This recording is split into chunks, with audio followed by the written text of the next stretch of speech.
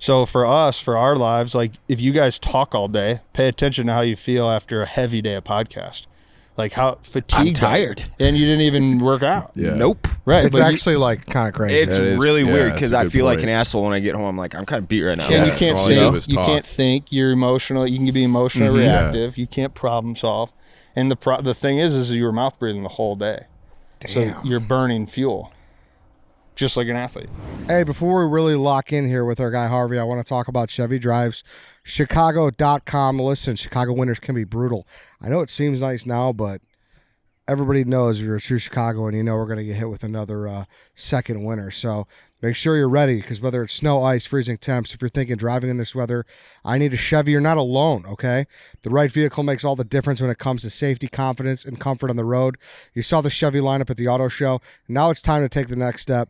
If you need the power and durability of a Silverado, it's there for you. If you need the all-weather confidence of an Equinox or a Blazer, that's there for you. Or maybe a spacious comfort of the Traverse Tahoe or Suburban, that could be there for you too.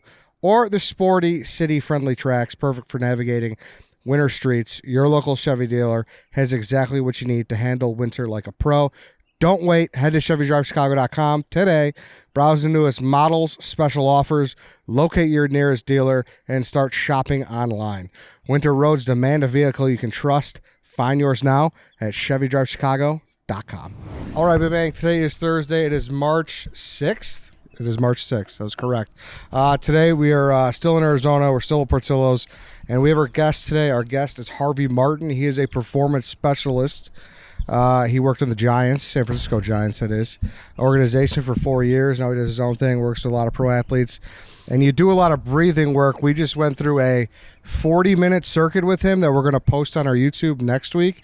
So look out for that. But Harvey, welcome. Thanks for being here, dude. Yeah, thanks for having me, guys. That was a blast. You guys all dove in head first. We went in the deep end. And I think we'll start here because a lot of people are like breathing specialists. Yeah. What is that? How did you start? Like, what? Give us a gist of how you got into this. Yeah, we'll start with breathing specialists. We'll start with that. Yeah, one. right. Yeah. No, that's perfect because that's the foundation of pretty much everything I do. But I played, I guess, like the story in my personal story is I played in the minor leagues for a few years, and then my last year in 2015 I got the yips, which is like a performance anxiety.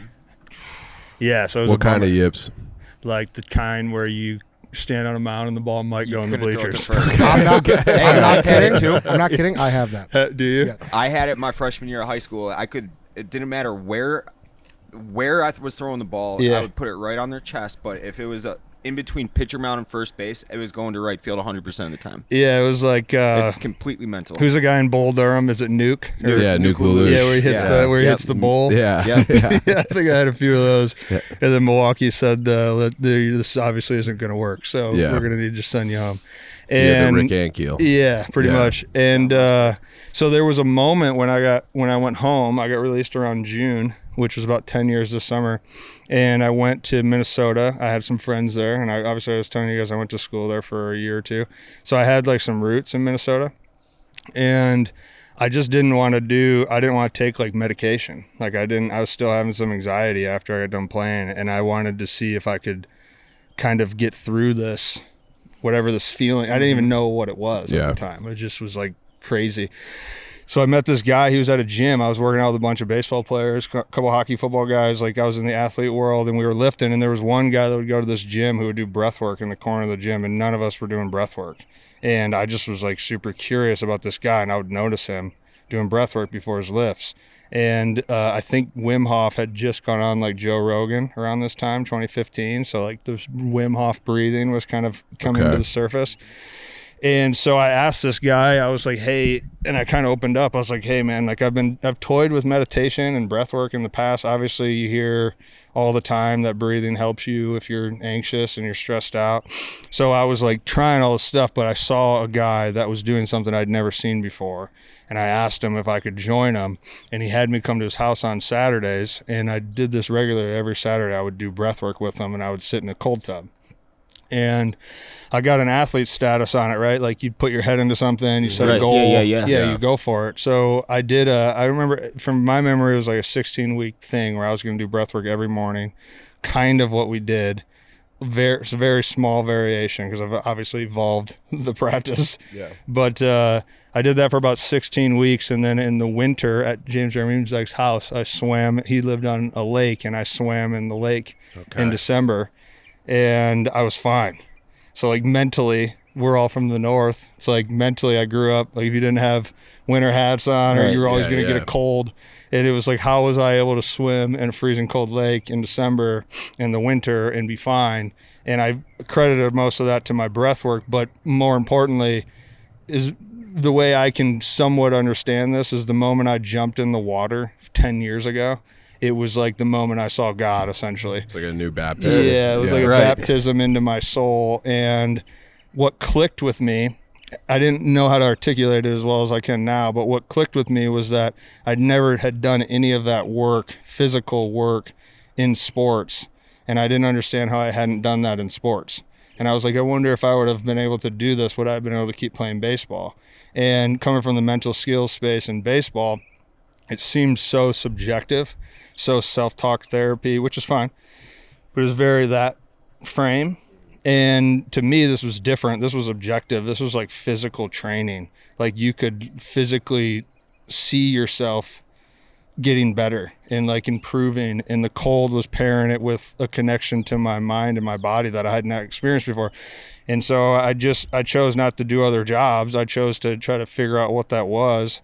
And I just studied. I met with people all around the world, doctors, trainers, and I just studied physiology. I kind of became self-taught a little bit in that, but then I was fortunate to get trained by a bunch of mentors and people who taught me a lot more about breathing and saunas and cold and grounding, being barefoot, sun, et cetera, et cetera. And I kind of learned that our physiology, which is what you guys just did, a lot of like work on your nervous system, is, in my opinion, is before your psychology.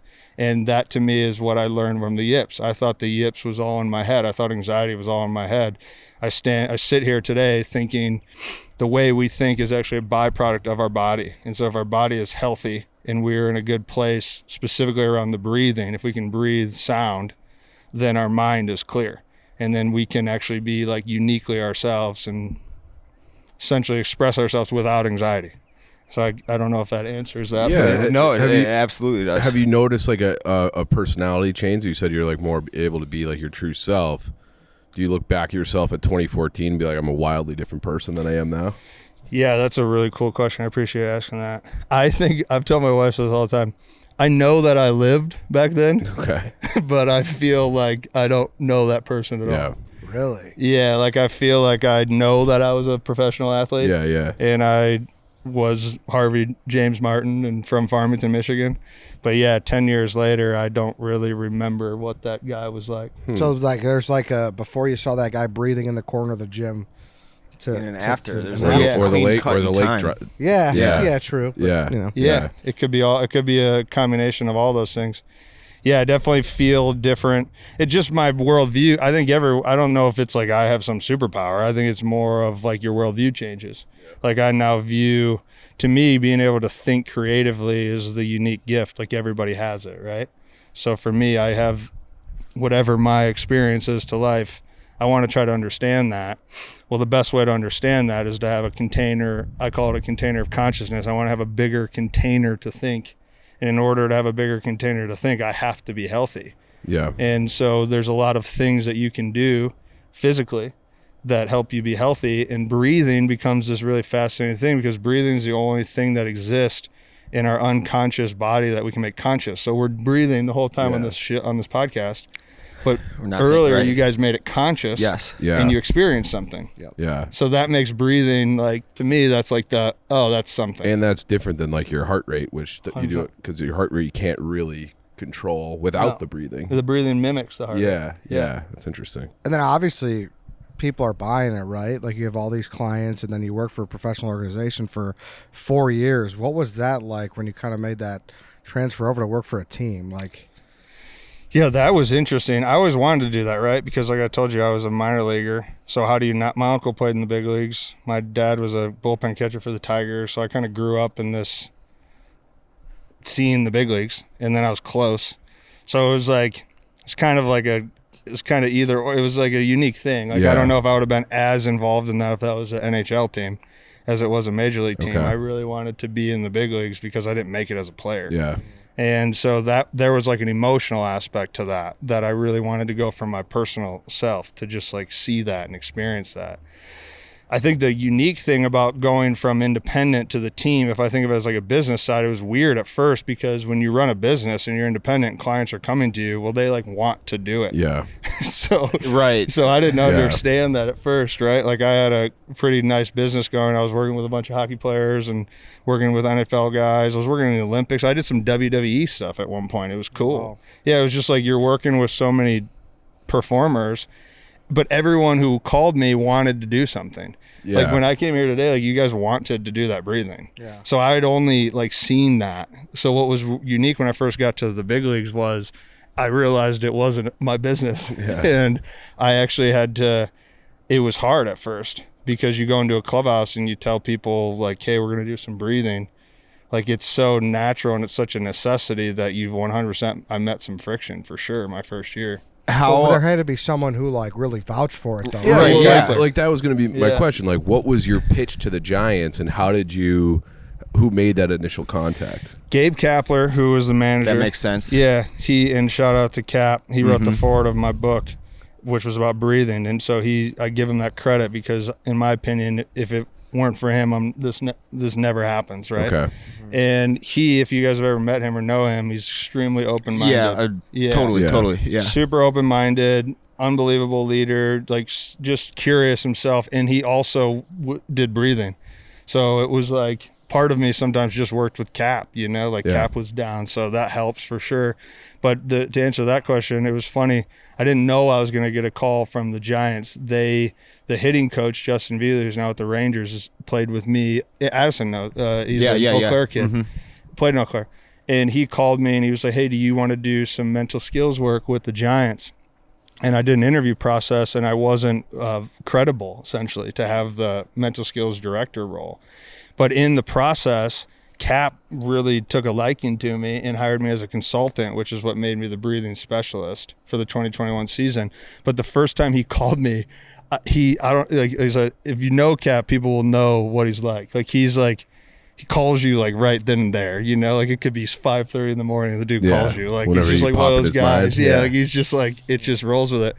And I was actually in a sauna on a lake in Minnesota, getting ready to jump in the holes of the lakes that we Fishing lake? carved out. Yeah, and that's what we did. We had a wood burning sauna, and then we'd carve a hole and we'd jump in the water in That's the lake. awesome. And but it was Gabe Kapler. Like you're not going to not pick it up. Yeah, And I have wanted to be to. in the big leagues. So I got a random text that said, Harvey, this is Gabe Kapler. Can you talk right now? And I got to. And he asked me what I was doing. And I didn't know I was so nervous. I just was like, I don't know, man. Like, I'm about to jump in a lake and Going through an ice fishing hole. Yeah. And he instantly, without ever knowing him at the time, he was like, man, you're my guy. Like, I really enjoy that. And he said really quickly, what's your opinion on mental training? And I said to him, I believe that your psychology is a byproduct of your physiology. So your mind is a byproduct of your body. If your body can handle resilience and it can get more resilient, it can handle stressors, being extreme heat and cold in that specific scenario. Mm-hmm. If you can train your nervous system to go back and forth like that and control your breathing, you're a more resilient person mentally. Yeah. And so you should be able to handle the rigors of professional sports better. Can I say what that is? No, but can I at least form a hypothesis that would make you more sustainable? Yes. I said that to Cap, and that was kind of really it. You Like, probably have a bunch of evidence of it right now Oh, where yeah. you could make it like kind of concrete evidence, So going back to that friction, how was you get introduced as the breathing specialist for the Giants? Is it like you're brought up in front of the team in spring training, or it's like, hey, if you're interested in this, go find Harvey. He'll be over here at this time. Yeah. The first year I was a consultant, so I went in for like a week at a time. Okay. And I think it was like that. I got to pull into my memory. I remember the first day I was there, I'd addressed the team. Okay. The first day I spoke to the team, and you kind of do what we did. Like when I got here, I was like, who's done breath work? What's your relationship to it? Here's kind of like I showed you one thing with your diaphragm. So it was like you kind of give your spiel and talk about how you can help guys or like what you've done in the past. And then it was like Harvey's going to be here for camp. And I had guys who we're a lot. The big leagues is the best because they're in the big leagues, right? Like it's not like college where you like say this is everyone's doing it. Like if a big leaguer doesn't want to do something, he doesn't have to do it. Right. Yeah. So it was actually kind of cool. It was harder because, like I said, it was different. You were in an org, but what made it cool was that style, because then people who wanted to work with me did want to work. They came and explored with me. And we did that for the year. That year, the Giants won 107 games and set the franchise record. And what was your WAR that year as a breathing specialist? Yeah. Man, I don't know. Five. 5-4 player. There's my stats. Yeah. How, were you met with a lot of friction just because baseball meatheads, like, oh, I don't need to breathe. Like, I know how to breathe. Is that a lot of what it was? I think that I met friction because it was new. Right. Yeah. They didn't and know. Right. When it's new, anything that involves change, there's friction in anything. So I think it's like it was hard at first because I had to navigate that, right? You learn that you don't tell anybody. I learned that you can't tell anybody anything necessarily. You ask people questions and you meet people where they're at. I think where I was first misunderstood myself was that I was nervous. I was like 32 years old. I'd never worked in the minor leagues. I'd never had a big league job. I'd never even had a real job. I was just always like an entrepreneur, I guess. And so I go into the big leagues. I tell this to people all the time. The first day I was there, Brandon Crawford was on my podcast earlier this month, and we become friends. But the first time I saw Brandon Crawford, I was nervous. It's Brandon Crawford. So it was intimidating, right? And I think if I look back, the friction was met because of who I was in the moment. I don't think I could have done anything about it. I think I was nervous. I was cocky and somewhat arrogant because I just gotten brought up to the big leagues. My business was doing really well. And I wanted to, the feeling that you guys just had, I've had that feeling. And I think when you feel, I've learned this about psychology or behavior, when you feel something or something new happens, metaphorically, when I meet God in the water in 2015, well, I want the whole world to feel that. Yeah. And I don't think that's unique to me. I think that we're all like that. And I think that I had been on such a path of achievements. I was climbing the ladder so quickly that once I got to the big leagues, I just wanted to tell everybody about how good they could feel if they would, do breath work or get in the cold. And I don't think that works for anybody. I just think that that's like the mind that I had at that time. Okay. Does that make sense? No, totally. Friction, I mean, there's going to be some people that think it's a little hippy dippy, right? Yeah. There's going to be people who think it's very pseudoscience-y, right? And that's. But it really isn't. Like, did you meet any resistance from team doctors as well, or anything like that? That's a good question. Yeah, that part was tough. Okay. That part was tough. I think that over time, obviously they hired me full time and I became friends with a lot of people and was able to kind of bridge that. But yeah, I think the hard part was I'd lack of degrees. I didn't have any degrees in the space. Like I said, I've been mentored by some phenomenal teachers, renowned people. I mean, Brian McKenzie is a beautiful, he's got an unbelievable space in the breathing world and human performance world. He trained me. Rob Wilson, done a lot of stuff with the military. He trained me. Dr. Belisa is a breathing specialist. She trained me. I had a lot of training. I'd gotten certified. I'd sort of explored. I went over to Amsterdam and sat with one of Wim Hof's trainers. And so I was doing work. Yeah. I just didn't have a degree. Right. Okay. And I didn't go through the minors. And I think that was hard. Okay. And that was difficult to go through for sure. Did you put any of the real life training staff through any breathing exercise to kind of show them how hey, we can take physical science with whatever traditional medicine and pair that with this? Yeah, I think that's how I ended up having a full-time gig in 22. Because in 22 I signed a 2-year deal. And I ended up being with them full-time for obviously the next 3 seasons. Yep. I think a lot of that comes to because this is the thing once I've learned too, I'm different now in it, right? But it's not me that does anything. I'm not a sauna or a cold tub. I'm not the breath work. That's why you guys did the breathing, Yeah, but you do need someone to guide you along. I think it would take a lot of work with someone like you to be able to do it on your own. So That's you're the problem the I've expert, had. but I don't agree with you. Yeah. So Sure, I do but feel like you need a guide. That's the problem I had. Everyone knows meditation is good for you and there will be benefits Yeah. from it. But for me to tell myself to go sit in a corner and do that, I just won't do it. Sure. Yeah. Or even they say that about yoga, right? Like if you're doing a hot yoga. When I'm in hot yoga, I'm just like looking at asses. Girls. We're all thinking it. Yeah. So it's like it's hard to recreate what we just had here, but then like the results, the feeling is undeniable. For the camera, I'm saying this. We just went through about a 45-minute breathing exercise, and all three of us are completely sold. Yeah. We felt so good afterwards. It felt like 5 or 10 minutes active doing it, right? But your body feels like you had a 3-hour nap. Yes. Yeah. You wake up fresh as a daisy. It was unbelievable. It's kind of indescribable in a way. Yeah, that's a hard part about being a teacher in that world, because it is indescribable. That's why I don't know if I can describe it. And I feel like when you try to describe it, you hurt it. Yeah. And that's something I had a mentor when I first started getting into bowls, playing sound bowls, and he had said that when you play a sound bowl for somebody, it's their experience. You are the medium. You're not the bowl. So if you think that you're making the sound bowl, if you leave that and go, I just crushed those sound bowls, like I just played a baller sound bowl, well, you've attached ego to the space, so you've tainted the space. Okay. And the way that I've understood that is kind of all these questions you guys are asking me. And the big leagues actually, I would say 4 years later, because of that experience, I learned a lot of this stuff. Like I've learned that, first of all humans are the same. Who doesn't want to feel good? I mean, it's pretty simple. You breathe, you eat, you move, you sleep. Humans are different in consciousness because we have social connection. So we have love and connection. And so if I can execute all 4 of those, and I can find lanes where I supply something, in my opinion, that's holistic and natural, I want to stay as close to nature as possible. And saunas are natural. Cold tubs, the lake, that's natural. Breathing is natural. Grounding, sun, natural. Sleep, all natural. And so if I can create a space where someone can explore themselves in that space and become a healthier version of themselves, I can't tell you what that will be like. Like, it's indescribable. Yeah. The only thing that I can do, in my opinion, is 1, be the thing, just be available, have the ability to maintain space, and then 2, hold the spaces with as much integrity as possible, so 3 people like yourself can literally unwind and just like be your own self in the environment.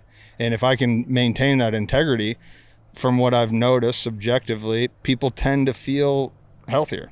Yeah. Are there some things that like either a hitter or a pitcher has said, like that was tangible, that they feel affected? Yeah, I mean, you get because of the stuff with the heart rate, right? Like there are very tangible things. Like when you come off a field, I use this example a lot. Like think of a catcher who legs out a triple with 2 outs, and they clank a ball in between innings because they hit a triple, they're mouth breathing, they're panting, and the inning ends like the next pitch. They got to run in and get their gear on, right? And then once they get their gear on, they go out and they got to try to catch. And it's going like this. And typically they only get 1 or 2 throws before they throw it on to second, and then the inning starts. And you see a lot of catchers who clank a ball, or they can't think through the sign. They can't problem solve. They can't remember the scouting report. And a lot of that is because when you start to over breathe, or your mouth breathing, or you're starting to pant and your heart rate's up, your problem solving ability starts to decrease. So you become more reactionary instead of responsive. Does that make sense? Oh, totally. So you're not problem solving under pressure.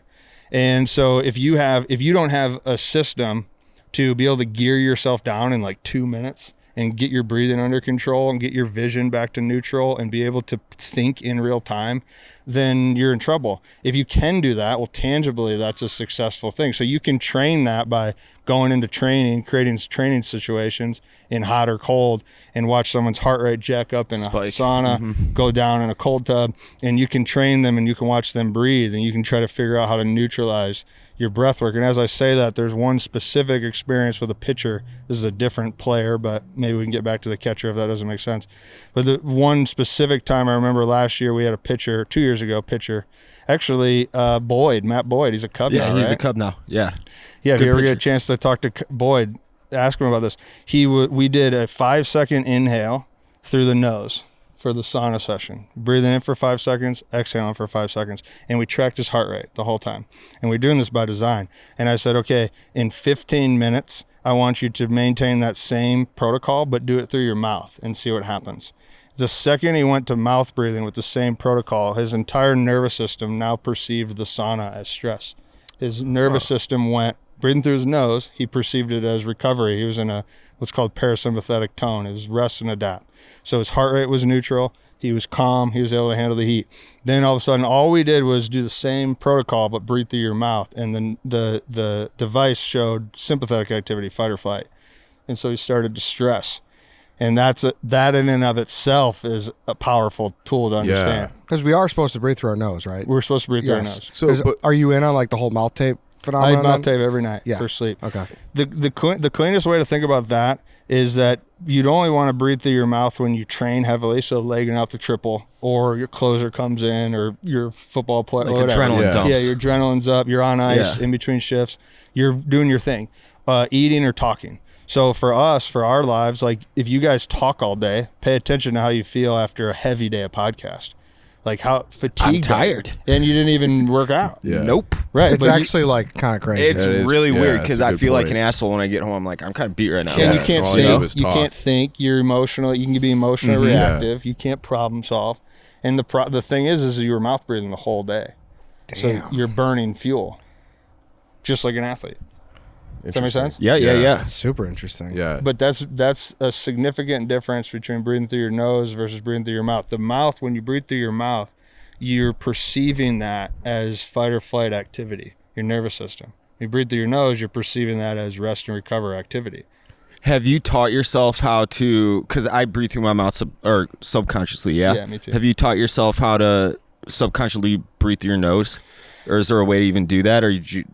I believe that I got the yips because I'm a chronic mouth breather. Yeah? Really? That's my belief to it. I don't think it had anything to do with thinking. I think that it had, and that's why I was getting trained at the time when I was in the yips. Everyone was either take some medication or let's try these mental exercises to clear your thinking. I don't agree with that. I think that it was because if you look at pictures of me when I was a kid, I've always breathed through my mouth. I've always snored. I had crooked teeth, which I've got braces on right now behind my teeth. That affects your breathing, yeah. To try to widen my mouth, widen my palate. My tongue sits at the back of my throat, so I snore. I'll have sleep apnea, those scenarios. And I think that at age 26, when I was in minor leagues, I'd had an elbow surgery, I'd had some pains and whatnot. I think, like we were talking about earlier, when you're playing pro sports or you're traveling or you're hustling, like you're hustling. So you're doing what it takes. Yeah. Like if I had to take 3 Red Bulls and a pre-workout, I did it. Yeah, And if I needed to do that and drink to go to sleep at night, I did that too. Yep. And if I needed pain pills the next day to throw back-to-backs, I did that. Yeah. And so I think when you artificially regulate your nervous system for a significant amount of time and you live in a fight or flight state, and this is ample mouth breathing, how are you not going to break? No, you will. It's telling your body, sense. I'll take a pill to fight this instead of doing it naturally. Yeah, and so And I've then had to... eventually your body's just going to stop doing it, right? Yeah, so I've had to try to rewire. That's why I tape my mouth. I'll tape my mouth when I read at home or if I nap, or sometimes if you watch people who watch TV, their jaw drops. If you ever talk to large groups of people, the room's mouth will be open while you talk. And so unconsciously my mouth drops. I just have my anatomy. Yeah. Well, that's what's interesting too, is because we keep referencing Nick Addison. He's a salesperson who works for Barstool, and he's who connected us with Harvey here. But he was telling me how getting away from athletes, how you've helped him with like giving speeches, because he's a salesperson. He has to sit there crushes. and pitch to rooms and whatnot. That's something that is tangible for everybody. Yeah. 100%. Well, I think because you got to think about it. Like let's just think about it as an athlete. Let's just do we can do anything really. We can do hockey. I'll use hockey because I was talking to hockey guys this morning. So if I'm going into a sales pitch, that's like metaphorically me on the ice. I'm going to go out and mouth breathe. If I'm doing a podcast, like we're letting it rip right now. We're competing. Before we were competing, we were refueling. So we were putting gas into our gas tanks, doing the breath work. And then we're going to exhaust our gas tank and compete. When this podcast is over, depending on what we have for the rest of the day, is that our sales pitch? Is that our podcast? In that moment, that's my recovery period. So now I need to consciously go back to nasal breathing because I don't want to burn fuel. See what I'm saying? So it's the same thing of being an athlete. Like in inning, you need to be ready to go. Out of inning, you have X amount of minutes to control your breathing. There's a gear system that you can use. We can maybe talk about. But it's basically trying to navigate that the entire day. So if Addison is going into sales, that's hunt.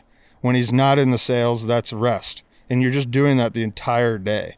And that you can control physically through the way in which you breathe. So it's like if you're indoors all day and I'm ripping sales, and in my times where I should have been recovering, I stayed indoors and like maintained a conversation I didn't need to be having. And at the end of the day, I'm exhausted. In my opinion, that's on you. Yeah. Now, we did, towards the end of the session, you had us visualize like a flame with our eyes closed and feel the sun. And you said that there was a possibility for, we'll call it like a visualization or a hallucination. Do you ever suggest, or have you tried doing this after smoking weed or taking mushrooms or anything? And is there any other substances that enhance these breathing rituals? Yeah, I mean, I've done all that stuff, right? Ayahuasca? No, I haven't done that. But I've tried, I've done weed and sat in a float tank before and done those sort of things. I think that I'm going to speak to this of my opinion of it. Yeah. Because I think that now my perspective has changed, because I feel like I've done a lot of that in the past to try to get something. And I think the hard part is, I think when you learn that you can do that without weed or mushrooms, it becomes more meaningful to me, and it becomes more disciplined or obedient to like a process. Okay. And I feel like sometimes you try to get into a state and you use substance to get to something certain. And it's like, I want to have some crazy enlightenment process. And I think that actually, I'm just speaking for myself, because I stopped smoking weed over a year ago now, and I've actually found all my practices have only gone deeper. Really? Okay. And I think a lot of that, I think counterintuitive. Yeah, no. I think a lot of it is because when we feel things or we experience things mentally, or we feel these like utopias, right? The hard part is, well, at some point you got to come back into reality and play here. Yeah. And it's hard to integrate. It's hard to integrate that sensation. You only want to have it. I think this is what happened with the hippies in the 70s. Is that the hippies went heavily into psychedelics, and they saw God, they saw freedom, they saw freedom from suffering, and so that was the movement. But then, if you really dive deep into that history, which I feel like I have slightly, being in San Francisco the last couple of years, you find a lot of these philosophers that in the Zen Buddhism that is from Japan has largely came to San Fran, which is unique, and you find a lot of that is like they're not doing that, because they were trying to do it through clarity of thought and through obedience. Interesting. And so I guess for my own opinion, as I've explored, for sure, I've tried multiple things. I just think that I've found integration into normal life easier, and I'm more aware if I'm sober. Okay. And what about a setting? So we did it on AstroTurf, kind of a concrete jungle back here. Yeah. Is there an enhancement if you are doing it on a dock or a lakeside in Minnesota versus this type with of setting? nature? Yeah, you want to think about everything by senses, right? So if all four of us went into the middle of the woods, this conversation in and of itself would be different. Okay. Just because our senses would be different. And we don't notice it as much in cities because it drowns itself out. There was a time during COVID when all the cities were down, right? And my girlfriend at the time, we were walking through our town. There's nobody in the town. No buildings are working. No one's there. Nothing's happening during COVID. And we realized how loud the city was because all the buildings' generators were still on. And there's no cars, no one walking. You could hear the streetlights buzzing. I could never hear that before. Yeah. Because you don't hear that. You don't pay attention to it. But what hit me was that was in the background, and it was loud. So then when COVID was now eliminated, we're back driving around. You don't hear the street sign buzz. You don't hear the generator buzz because you're hearing cars. You're hearing people talking. You're hearing music. You're hearing all this stuff. And so we live so industrial now in big cities that our stimulus, our sensory input is so overstimulated. the air we breathe. I mean, most of the cities are air, if not, they're all polluted with air at this point. So you got to think of your breathing as being triggered negatively through air pollution. Sound pollution is massively overstimulated on your nervous system. That was my only complaint, really. Besides the flies, you heard the generator from the pool and everything, and I wanted to get rid of it so bad. Yeah, so I mean, there's a reason why forest bathing in many Eastern cultures is used as therapy. You know, they literally put you into nature and they protocol you. So it's like if you have anxiety, they take you into nature and they go, hey, first week you're gonna do 30 minutes because your nervous system is gonna completely downshift because you're not getting sensory overload. Does that make sense? Yeah. And then it's like, okay, week 2, let's put you up to 45 minutes. I don't know, I'm making this up. Yeah. 60 minutes, et cetera, et cetera. So yeah, if we did, I think it would just be deeper because your senses would be more in tune with natural sensory input that nature supplies. Yeah, and Dave and I have taken up hunting the last 4 or 5 years, so we're like, there is something about, you know, almost kind of when you're talking about like the podcast, maybe on the opposite end of the spectrum, where you're really just sitting there in a tree all day, kind of trying to stay warm, I guess, and your senses are scanning the whole time, but you get done after a couple of hours. And you're exhausted. Yeah, you sleep great. Your senses are working overload, and it's the Right. senses that we don't use living in, Right. you know, concrete Right. jungles. Like, and you sleep great. Yeah, you I bet like you a- this would really help with hunting too. Totally. Oh, yeah. I think because you like, get like when you see the deer come out, you get like it's amped up as if Absurd you're adrenaline having rush. at bat, you know, like a 100%. big at bat. Yeah, I did some stuff with some seals years ago, and this would gonna be ask awesome that, for that. too. Yeah. the first lesson I heard was you shoot after the exhale. yeah, And largely, if you guys notice that next time your eyes are in the scope, right, or you're shooting around or practicing, it's weird how the thing kind of bounces. yep. And if you blow the air out, Still, and then after that exhale, it just goes still. Because your vision and your breath are huge indicators of how you're thinking. So it's like I always tell guys this a lot. Think about if the 4 of us were on the top of Camelback tonight and the sun's going down, like mentally we feel like we're gonna change the world, right? No, You yeah. should come up with ideas. yeah, Well, the odd part about that is that your vision naturally goes panoramic, so it goes peripheral. And so when I see wide, that tells my brain and my nervous system that I'm safe here. I'm at peace. And so like I talked about earlier, that's the container. yeah. So my container expands. You probably get done from hunting, not only you sleep better because your body's just like, I'm good, but you think. And that's why, is it hunting or are you meditating?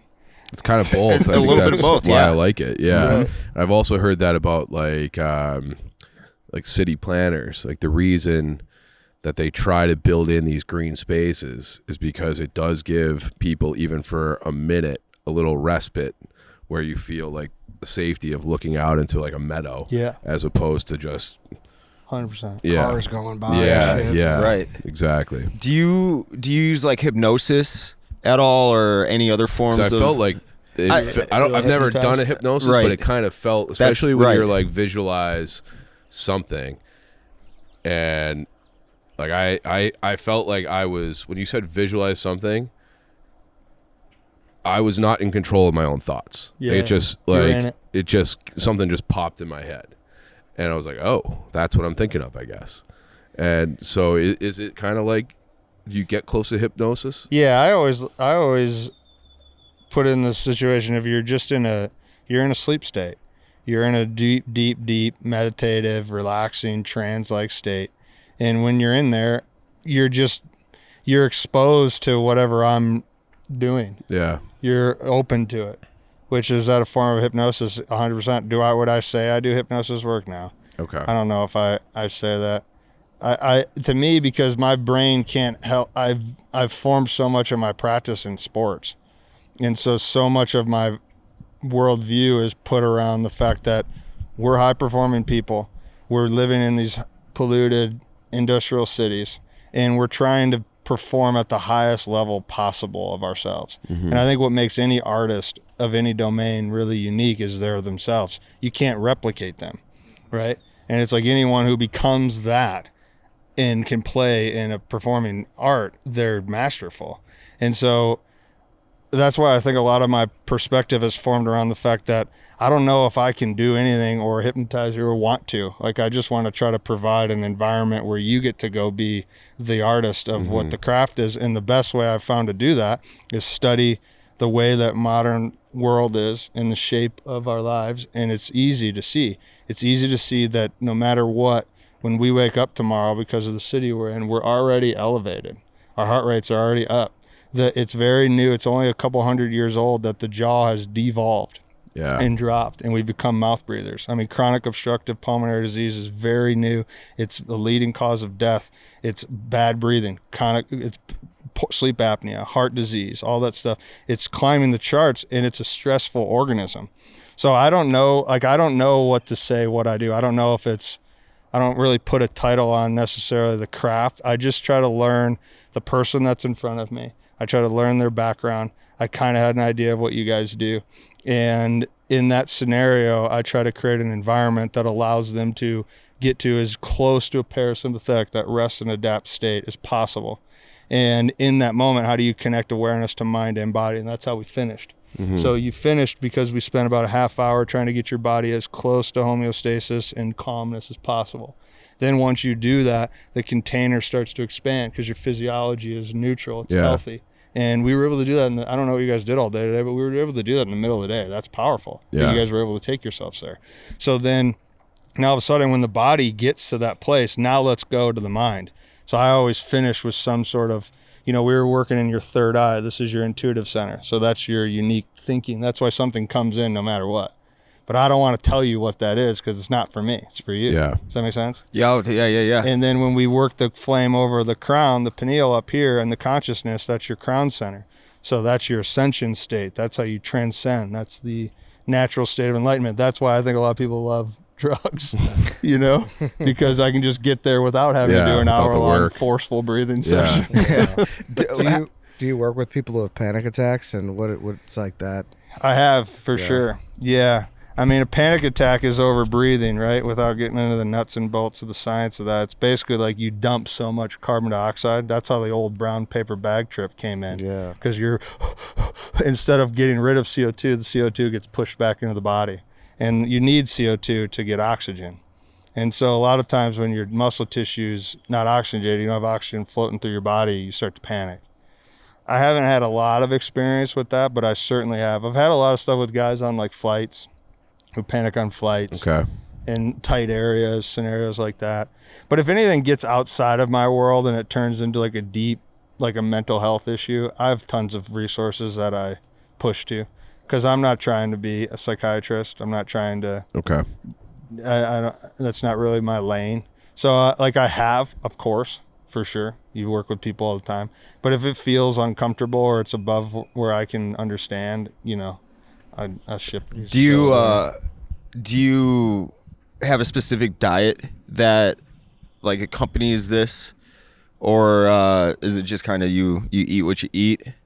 Yeah, I mean, I try to eat as natural as I humanly possibly can, right? Yeah. You try to eat food, fruits, and greens from where you're living, hopefully, which is hard. Going back to the modern life. Yeah, it is. Travel's extremely hard. Especially if you're here in Arizona, I'm sure, too. No doubt. And, so I was actually going to do this. I was telling Addison I was going to do this with you guys, but I was moving around too much the last couple of days. So I was going to bring some cacao powder over, and I was going to mix you guys up with some cacao. And that's more of like a ceremonial drink. And a lot of times if you do that, it works as a dilator. So it opens up your blood. And we'd, take 4 extra doses of it. It's you can buy it at Sprouts. Yeah. Across the street. Yeah. But that usually helps people breathe deeper because you're getting even more dilation in your blood. Mm-hmm. So you can really get in there. And that's, go deeper states. That's cool. And you had mentioned a couple of mentors of yours. I forget their names. One I think started with the W. Can you drop those again? Winkoff or Wim Hof is kind of like the guy who I think helped. First name? Wim Hof is just Wim Hof. Yeah, okay, he's sure. That's kind of awesome. Yeah, he's a big Dutchman. I never met him personally. The guy that I worked with, Bart, was just I don't know what they're doing now. I haven't followed them in a few years, but I went over there to Amsterdam and sat with him years ago. And was learning a lot of what they were doing because they were exploring heavy hyperventilated breathing with cold. And Wim Hof is the Iceman. So he was breaking all these records. I think University of Michigan, they injected him with influenza and he was able to overcome the flu through breath work.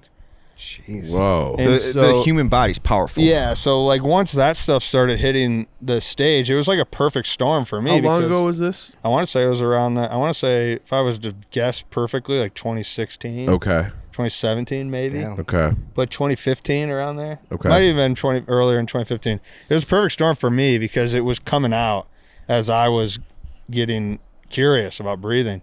And then Brian McKenzie, I went out and did some stuff with Laird Hamilton out in Malibu a few years ago, and they kind of, I mean, once you start learning people, Darren O'Lean is that guy's dude. a freak, too. Oh, he's a stud. Do you guys know about Laird Hamilton? No. He's what, a 60-something-year-old surfer? Yeah. And he's Like Iron he's Lung, like yeah. Mr. Universe, like Yeah. square jaw, tan, Yeah. like just absolutely shredded, and he's Shredded. into like all this. Yeah, Darren O'Lean was on, he did Down to Earth with Zac Efron on Netflix a few times. Okay.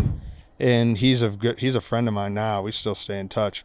These other guys have, I only spent a few days at Laird's, but I got to learn a lot. Yeah. But once you find that pocket, you kind of learn your jam. I think what happens over the course of time, over the last 10 years, I've just found what my jam is. Yeah. In the beginning, it was like only Wim Hof. Like that was what I had access to. That was what the guy taught me.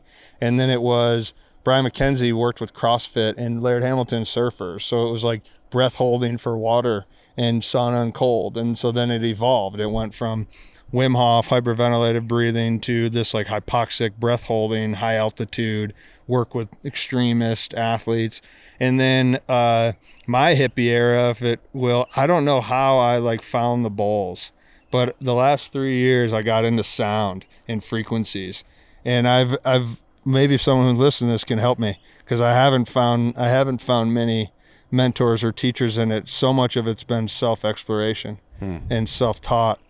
But like I told you guys earlier, when you're in a major league stadium and you're playing frequencies and downshifting people, and they're able to do that before a Major League Baseball game in uniform, like, Yeah.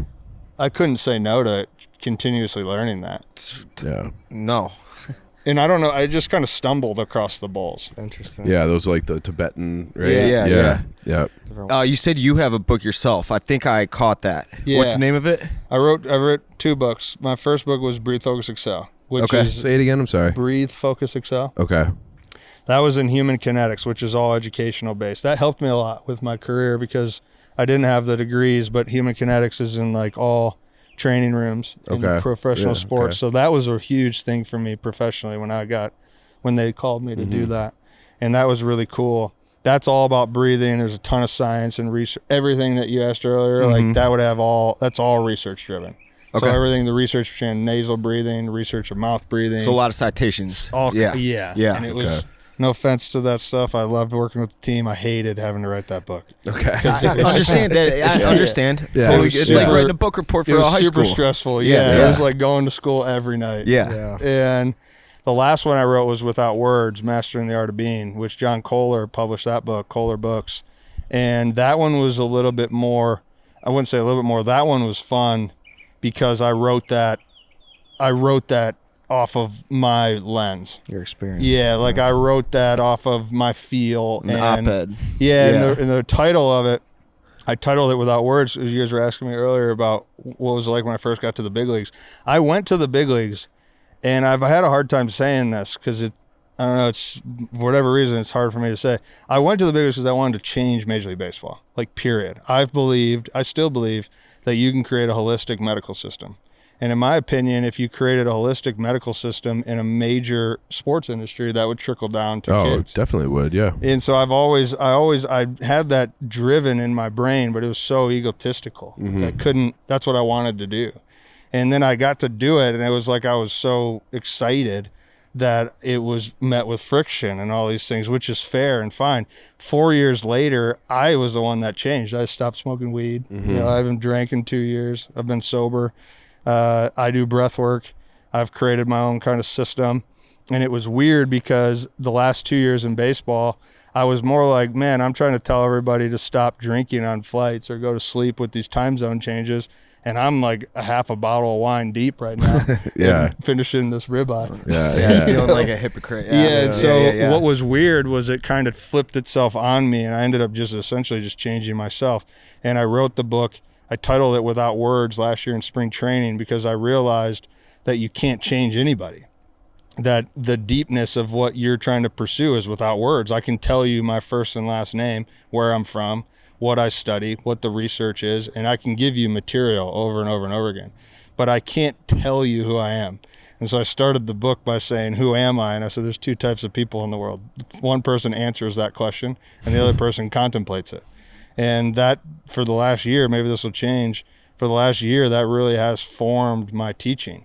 Because honestly, I just want to try to, A, be healthy myself, and then B, try to create the space with integrity for somebody else to explore who they are.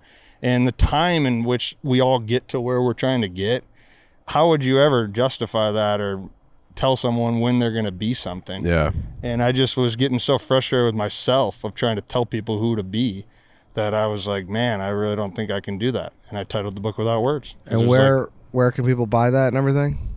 Oh, yeah. You can just probably go to my links. I mean, Harvey J. Martin's all my socials, Instagram and Twitters and stuff, and then on my website. But on their websites, Human Kinetics would have the Breathe, Focus, Excel, and then Kohler Books would have Without Audible?